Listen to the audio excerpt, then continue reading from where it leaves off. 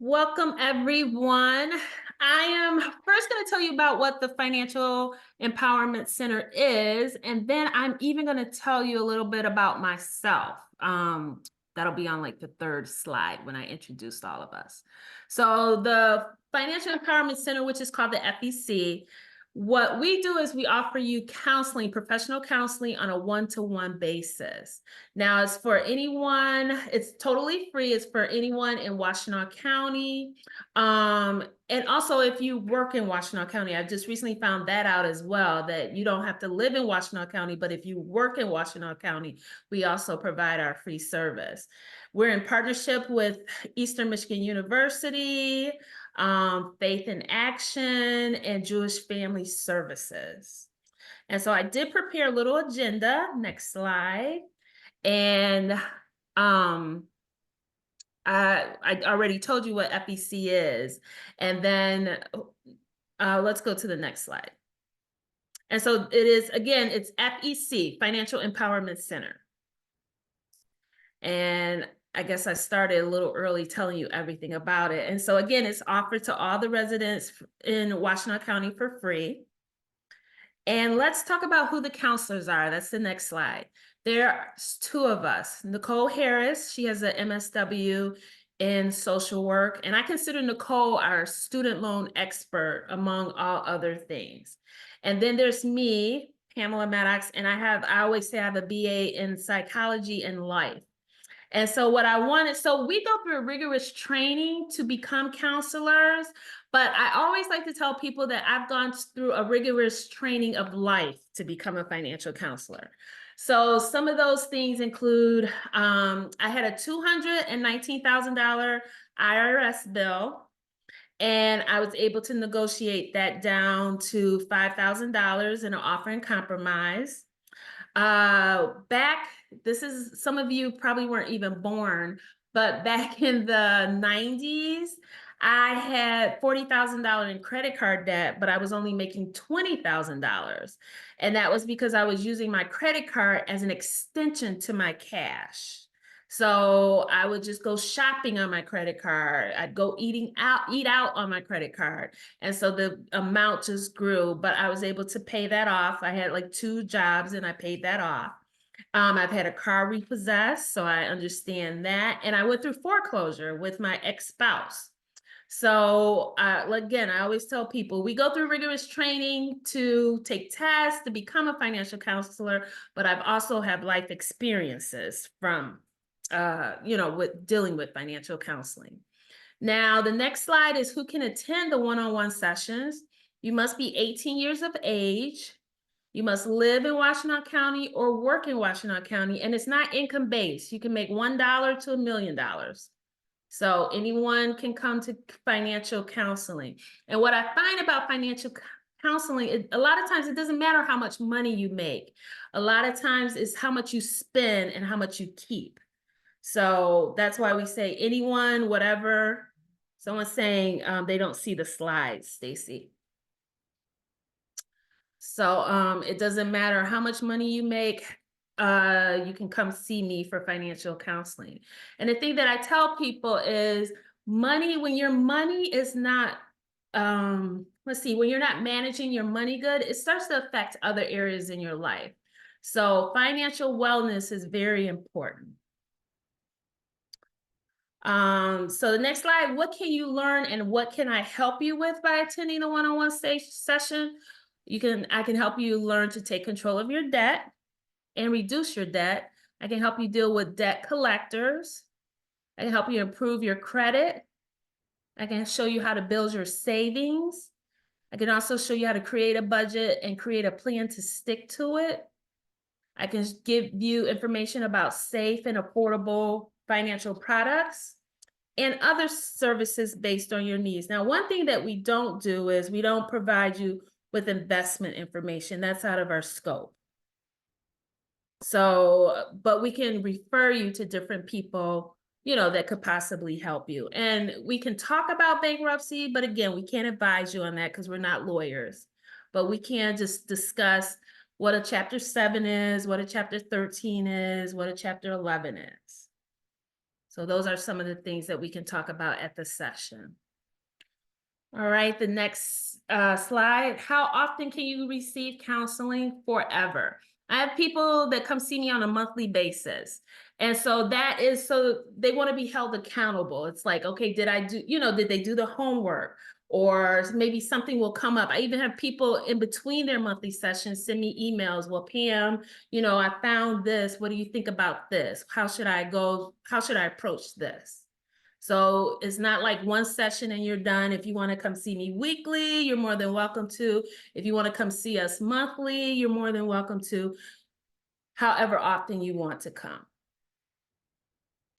And that's all I have. If you have any questions, please feel free to ask. I did put my cell phone number there, my email, and then I also put the link on how you can schedule an appointment. And that's it. Any questions?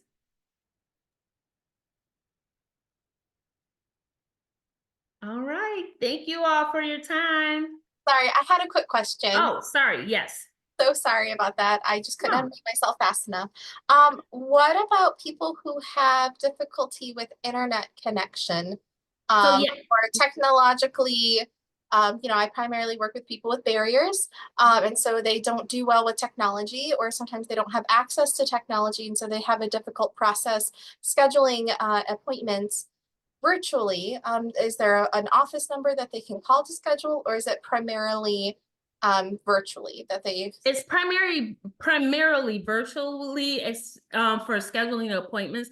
But if you email me, or if they can call me, I can schedule them an appointment, because we do appointments either in person, by video, or on the telephone. So we can do just telephone appointments as well. Okay. So, Do you and it's recommend really, go ahead, I'm sorry. I was just going to ask, do you recommend they bring anything in to their appointment at the time when they're meeting with you as well? Yes, when they meet with us, I like, because I always tell people the first time we started, I would see people say, I pay about $10 for that. And so now I give them a list of things, because I want you to have an accurate budget. If you're not sure how much you pay, then it's hard to create an accurate budget. So I tell them, bring in your credit card statements, because we want to see what the interest rate is, what the monthly payment is. Bring in your mortgage.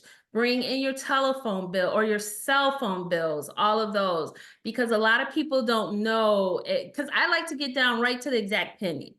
A lot of people do not know, they'll say, oh, I think my phone bill is about 120. And then when they come in, it's 135. And then a lot of times this is the one that people really get stumped on is, well, do you eat out? Oh yeah, Pam, I don't eat out much. I only eat out maybe $5 a week. And so whenever they tell me that, I say, this is what I want you to do. I want you to look at I ask them, how do you pay for eating out? Oh, on my debit card. I want you to look at the last 2 full months and tell me how much you spent on eating out. And when they come back, they're like, I can't believe how much I ate out, Pam. Like one lady, she said, oh, I only spend probably $50 a month. She came back and she said, Pam, in January, I spent $500, and in February, I spent $650 the whole month. And I said, that's usually the one that gets you, is the eating out, because it's so easy just to slide the card. And I'm one to tell people, we go old school. You need to if you have a budget for $100 for eating out, you need to put that $100 in an envelope. And so every time you go out to eat, make sure that envelope is in your purse. So if you decide to spend $50 in the first week of eating out, you only have $50 left for the rest of the month. And when you have that cash and you have to pay the tips and you decide, I want an appetizer, I want a drink, then you really feel where that money's going.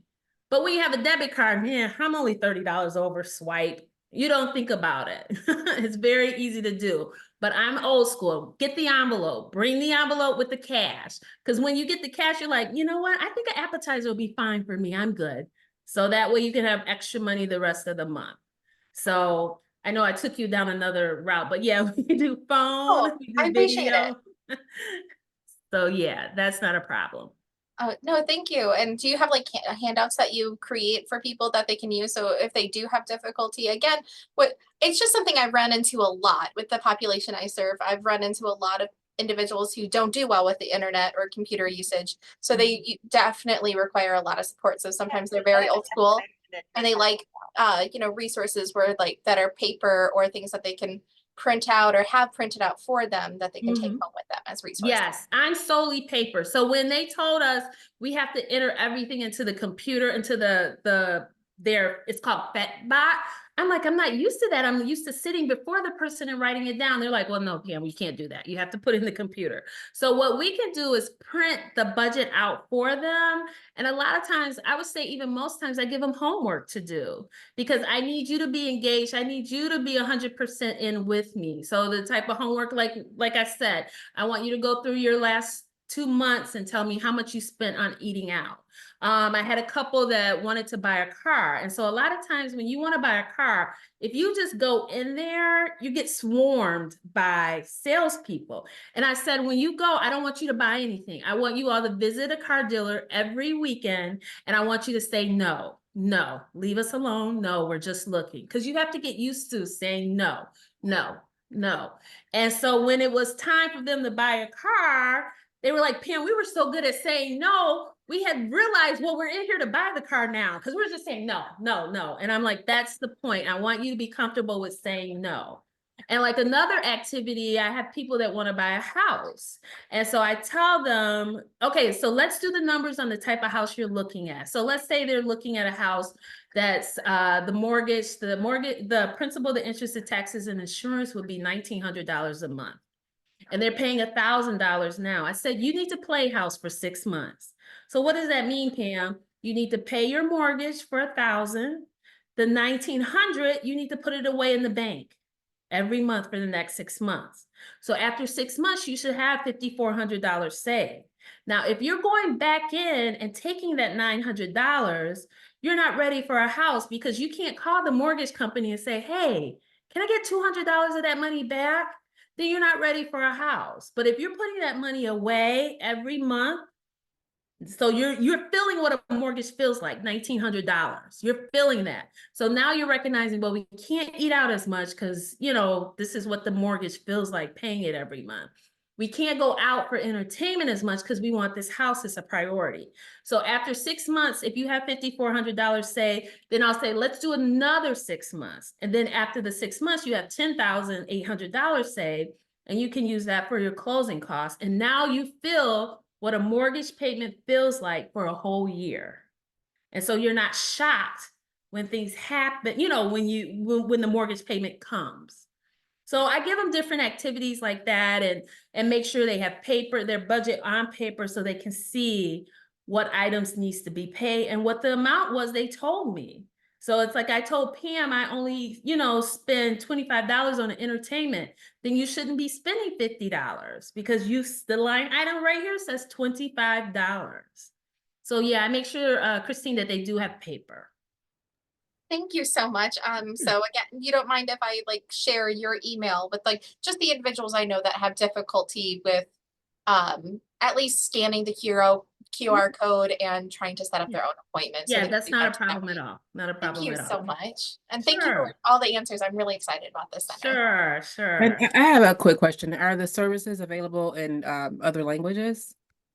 So yeah, we do have access to the language line, but I always request people when they make appointments to let us know beforehand, because a couple of times I had someone, I think they spoke Urdu, and they came to me and her son was translating, but had I known that she was coming, I could have, had it already set up.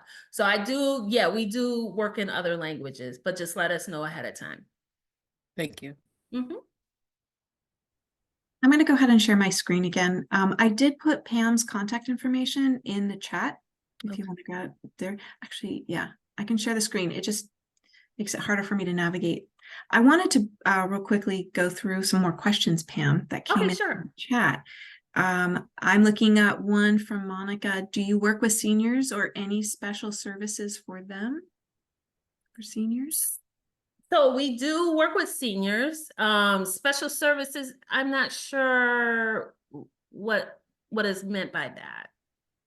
because I have senior clients, Mhm. but special services such as, You know, Monica? hi, this is Monica. I'm wondering, like, we work closely here at the library. We have a program called Lingo, Learning Never Gets Old, okay. and we offer a lot of senior programming for the community. And so I was just wondering if you had like any special, and a lot of places have a lot of special services set up for seniors. Like, do you have a budget program or ways that they like seniors are, I'm not saying they're excluded from the rest of the adults, but they have a special way of communicating or learning. And so I was wondering if you had any kind of special way or services or programs that you are working with seniors. If you So yeah, found so what we totally do is we do the one-on-one counseling, budget counseling. And so a Mhm. lot of times what I find with seniors is they want to come in person, which I'm more than happy, to sit before them and talk and look at things like that. So those are the type of services that Okay. those are the type of that's what I'm willing to do, is just come in, let's sit down, let's talk, those types of things. And then because I know of the different services with Washtenaw County, I'm able to refer them to different services, places Yes, for help, that's those okay. types of things.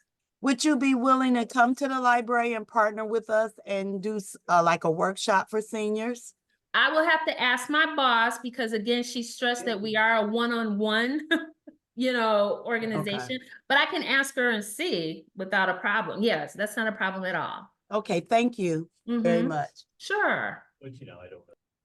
I have a question here. You may have already addressed this from Savannah. You can also help, or can you also help them sign up for an appointment online to at least get them started?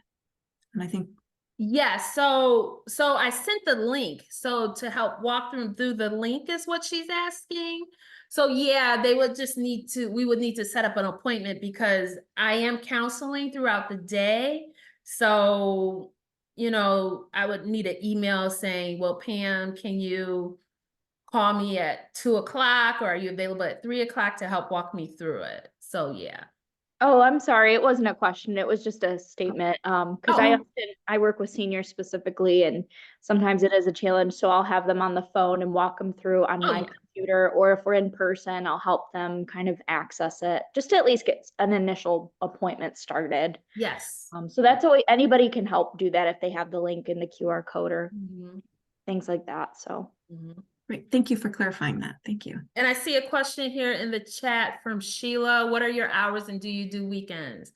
We do not do weekends. I did weekends once and I got in trouble. So we don't do weekends. And I start as early as 8, and I can go as late as 6 and sometimes 7. It just depends. Because I would prefer people not miss work to come to budget counseling. That kind of defeats the whole purpose. So I do have some clients that I meet with like from 5 to 6:30, because they're, they said, Pam, can we come after work? But we don't do weekends. Do you have anything we can share with our clients, like a poster or anything like that that we can share in our office? Not so much a poster. We have the website. Or But what I can flyers? do is take notes and ask my boss if we can do a poster about it. We did have some flyers going around, but I haven't seen that. So what I'll do is I'll take a look for those, Christine, WSC, and send you some of those. Okay, I'll email you too. Oh, that'd be great. That'd be awesome. Yes, that'd be awesome. And just a kind of a note to all of you that have been trained with the high funds, and those of you who know what I mean, this is the FEC program that we are talking about in one of the steps at the end of for when a client goes through and requests these funds. This is part of the step, is to sign up with Pam for this counseling. Okay, any other questions? I went ahead and just put the Pam's information again in the chat so you can find it there. It's also going to be, am I correct, Pam? It's also going to be on the Washtenaw County Yes. website. Yes, yes. Mhm. And I like to ask people a lot of times, because we don't have a special Washtenaw County phone. And so, you know how you get all these spam calls and everything. So if I don't initially answer, if the person is able to text me, that'd be great. Like, Pam, I'm a budget counselor or a budget, I want a session with you. That'd be awesome. Because again, I get so many calls that I'm just like, and then they're like, hi, do you want to give money? No, click. So yeah, if you could text me, that would be very helpful as well.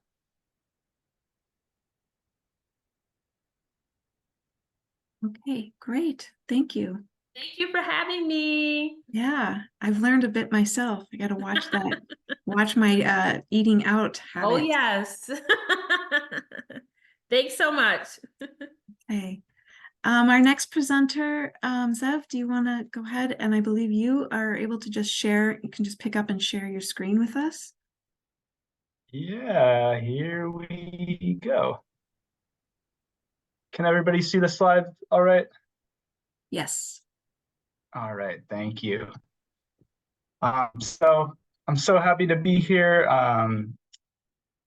My name is Zev Michaelton. I'm a program coordinator with Washtenaw Literacy. We're here today to talk a little bit about Washtenaw Literacy and a little bit about our resources and supports for formerly incarcerated learners that we call New Pages. So I'll pass it off to my co-presenter today, Sindalis, to introduce herself. Hi, I'm Sindalis Boffman, and I'm an AmeriCorps member with a year of service at Washtenaw Literacy. So I coordinate programs. I've worked in the jail. I work at an Avalon site and work with English learners too at a program at County Farm. Mm-hmm. And at the moment, me and Sindalis are the two people at Washtenaw Literacy who are really facilitating our New Pages supports for formerly incarcerated folks. So we're excited to tell you about our programs today.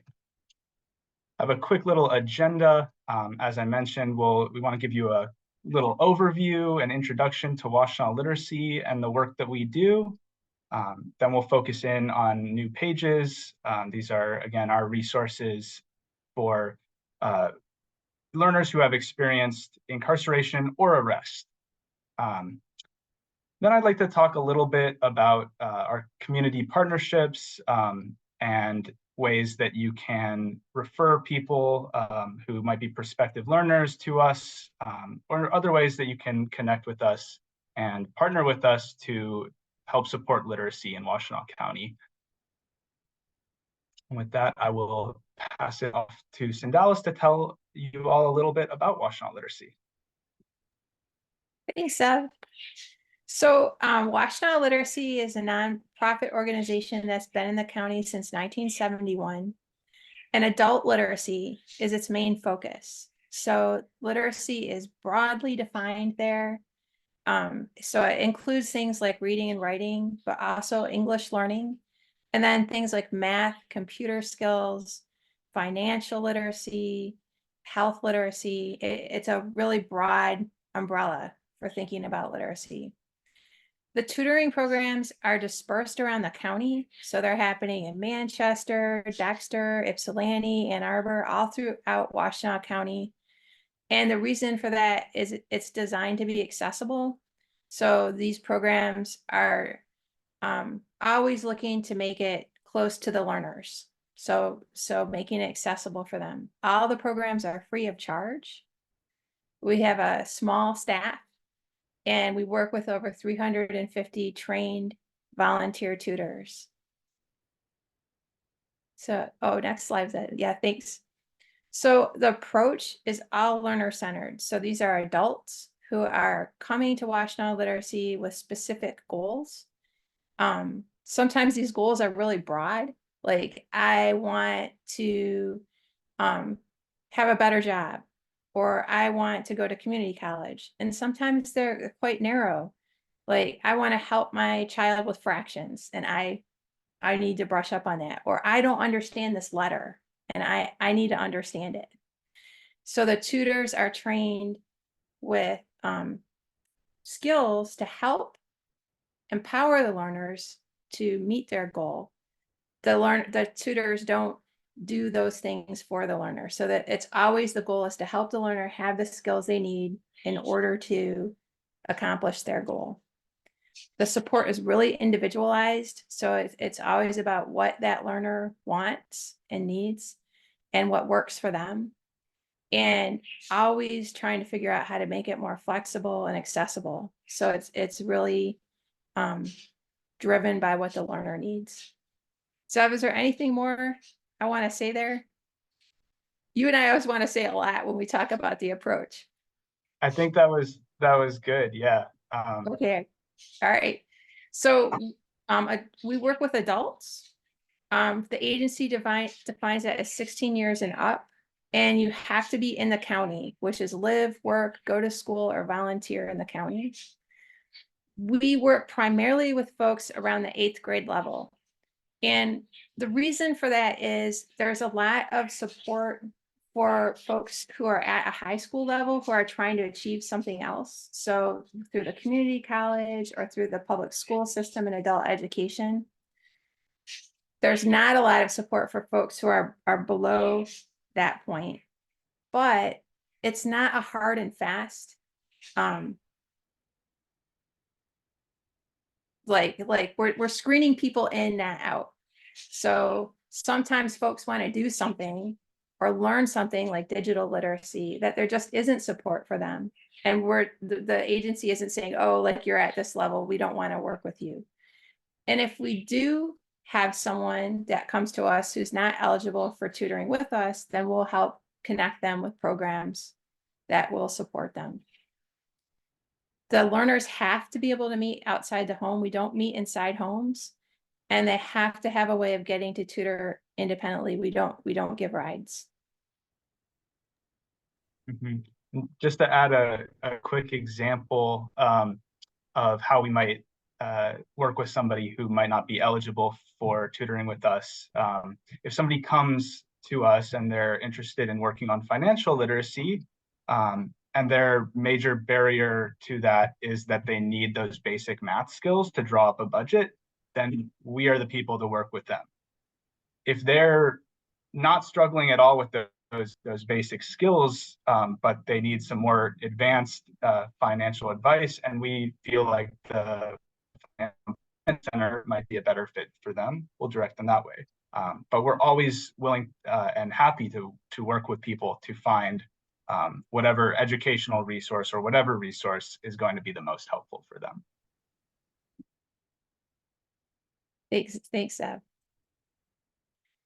So our programs have 3 kind of broad umbrellas. So right now, even as we're sitting here, there's personal tutoring happening all over the county. And these are learners who've come to Washtenaw Literacy, many of them referred by partners, and they're working with a tutor individually in some way that's accessible to them. That pair figures it out, and then Washtenaw Literacy frequently checks in to see how that's going with both the learner and the tutor, and they're working that way.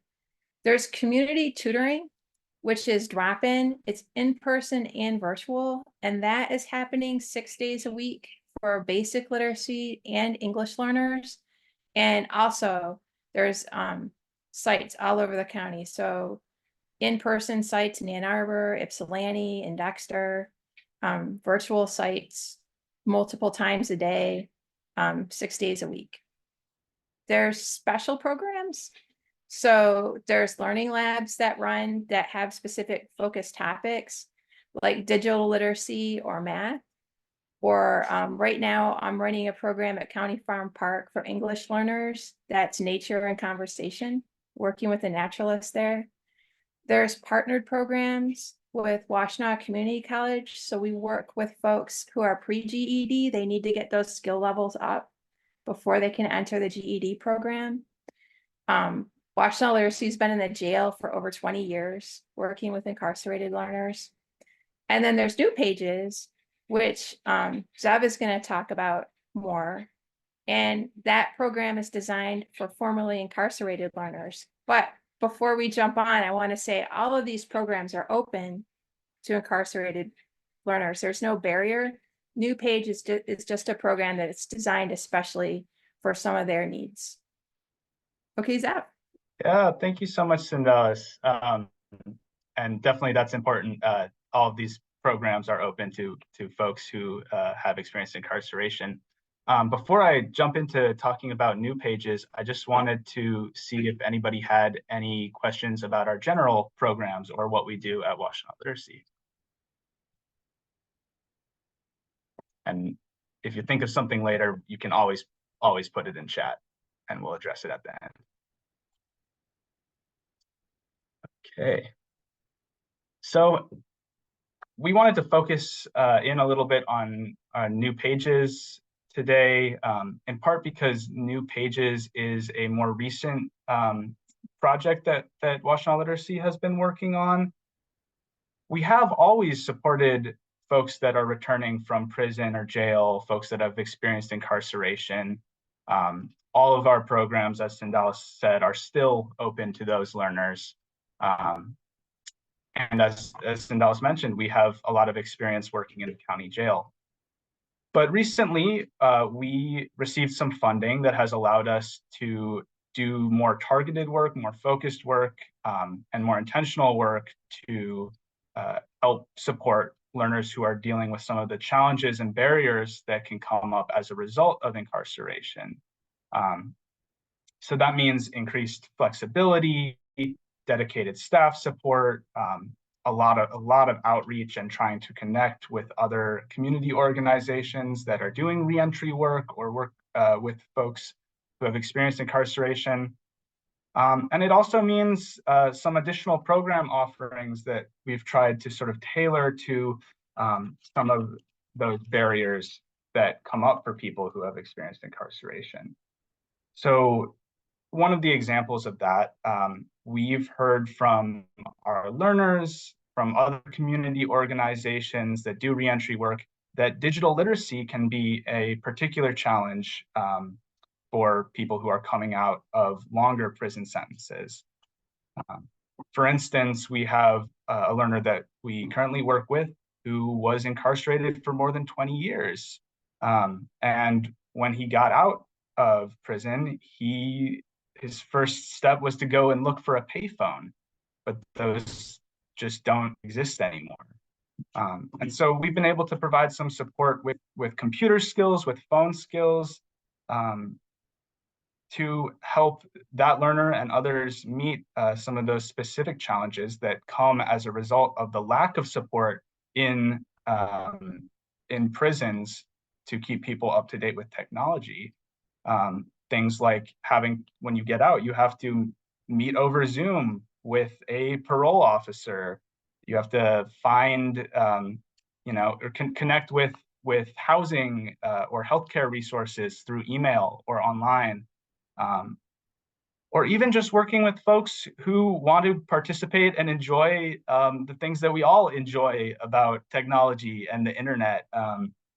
Just even watching YouTube videos, watching TV shows on their phone are things that we can help with too. So I think you see there also some of the range of goals that our learners have for themselves and for their work in our programs. I do want to just briefly go over some of these additional program offerings and supports that we are currently providing through New Pages. As I mentioned, we have digital skills programming at the moment. That's at Catholic Social Services on Tuesdays from 3 to 4 p.m. and on Fridays from 10 to 11 a.m. In May, we'll be moving one of those groups, the Tuesday group, to Michigan Works. So it'll still be at that same time, but we'll be at Michigan Works. So this is an example of one of these programs that we have dedicated specifically for returning citizens. So this is just open to returning citizens. in addition to all those other programs that are open to everyone. At that digital skills group, we have tutors who are able to work one-on-one with folks. We've tried to make that program structured in a way that it doesn't matter if you can just make it one day and you can't make it for the next 3 weeks. We will help you as much as we can on that one day. If you come in with one specific task that you need to do on your phone, we'll help support you as you work through that task.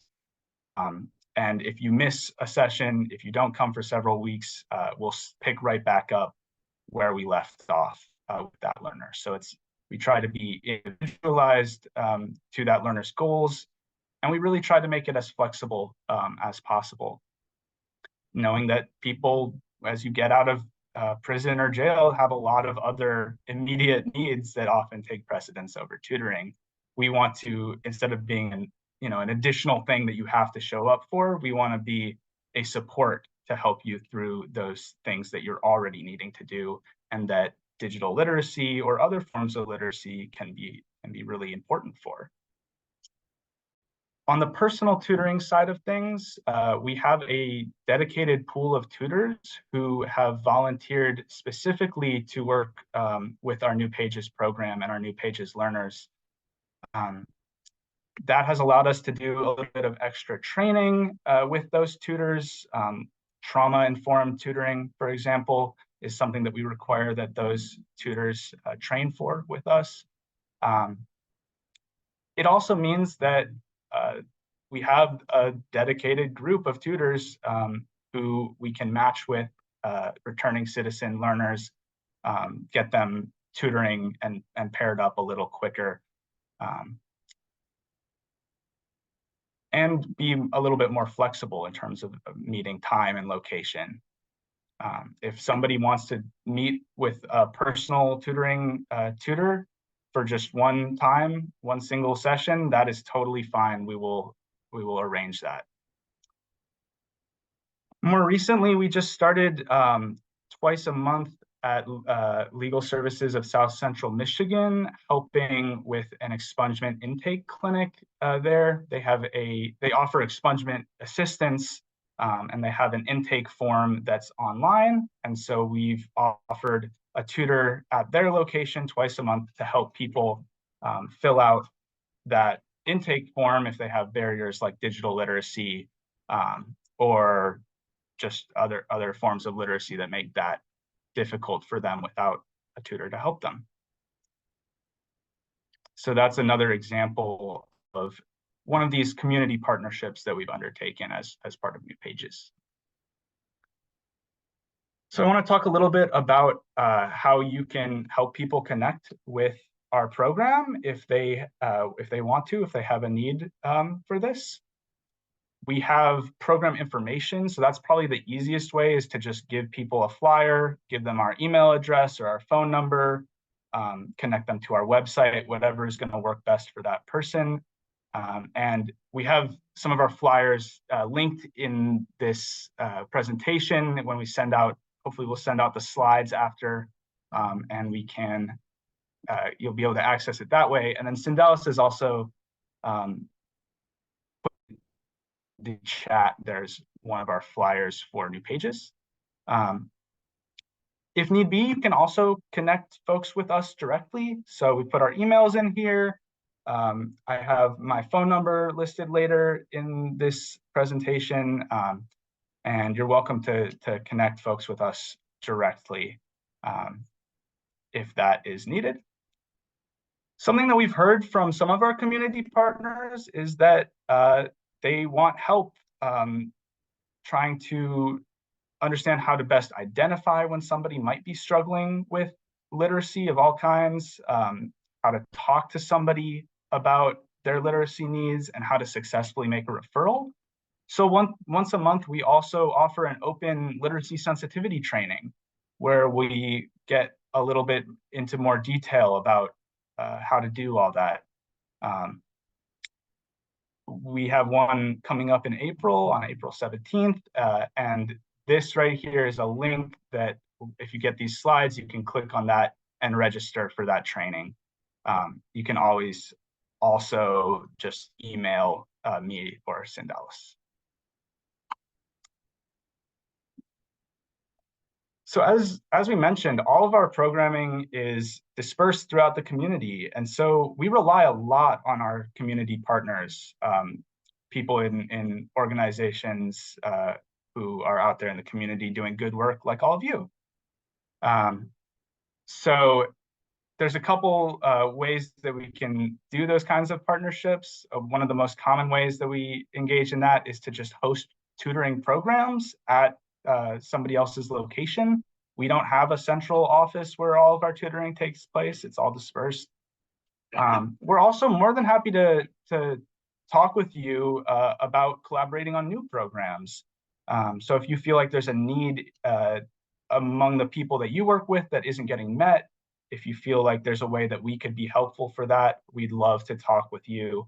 We've included another link here where you can get in touch with us to schedule a meeting. We're also happy to just take your input about needs, about ways that we can improve our programming, and we have an input form for that. Finally, we have a newsletter that we put out that's specific to new pages. So this will keep you up to date on all of the changes or any updates to our new pages programming. Like I said, in May, we're switching our digital literacy programming one of those days over to Michigan Works. And so it will keep you updated of changes like that. And I think Sindalis has gone ahead and put the link to sign up for that newsletter in the chat. It's also linked here in the slide.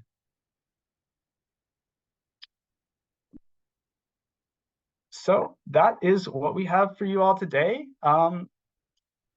Does anybody have any questions about Washtenaw Literacy, about the work we do, about any of our programs or new pages specifically?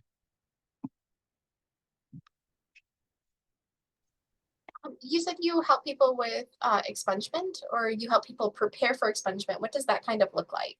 Yeah, so Washtenaw Literacy does not help people with expungement.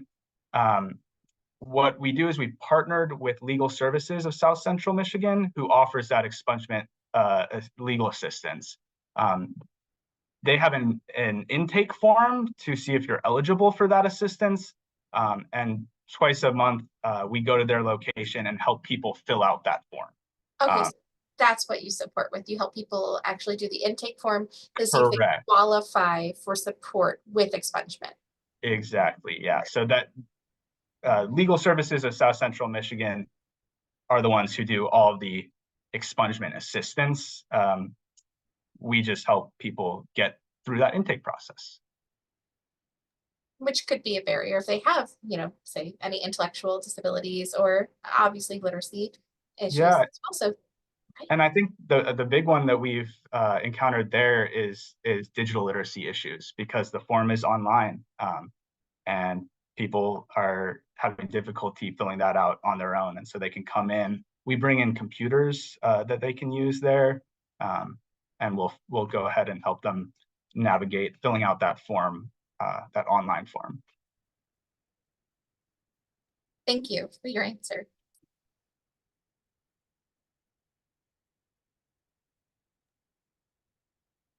Right. Anybody else want to unmute and throw out a question? The chat. Any question? I don't see any questions in the chat myself.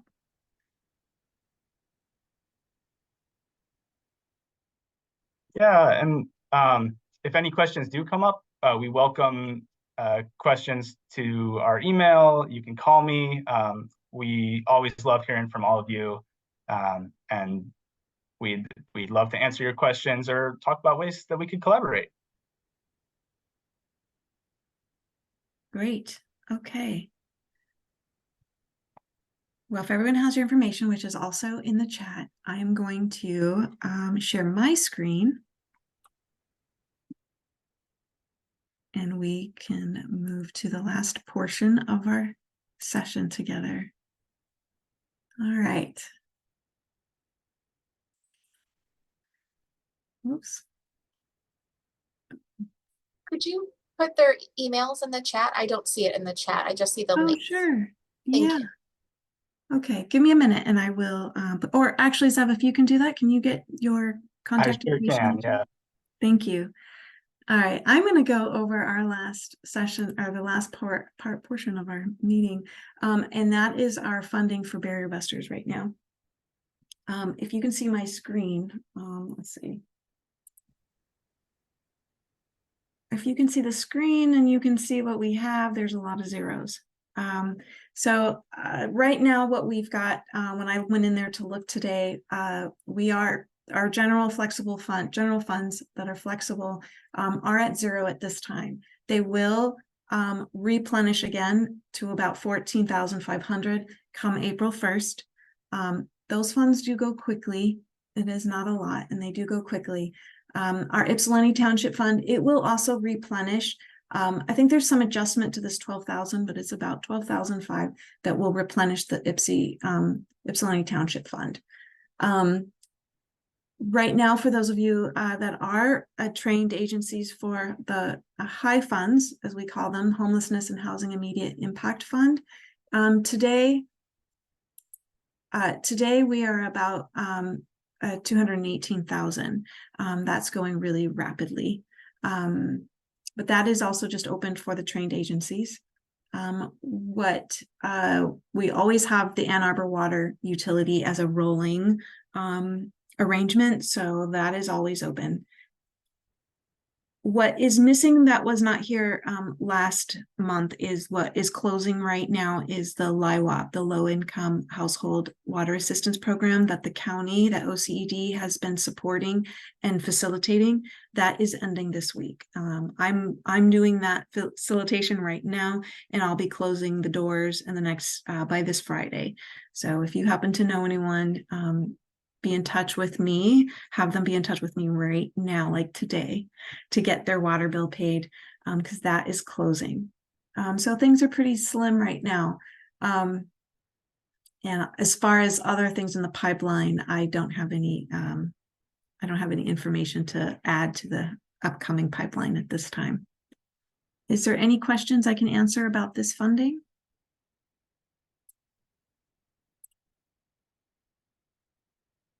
Okay, hold on, I get the chat going. Is this our contact information?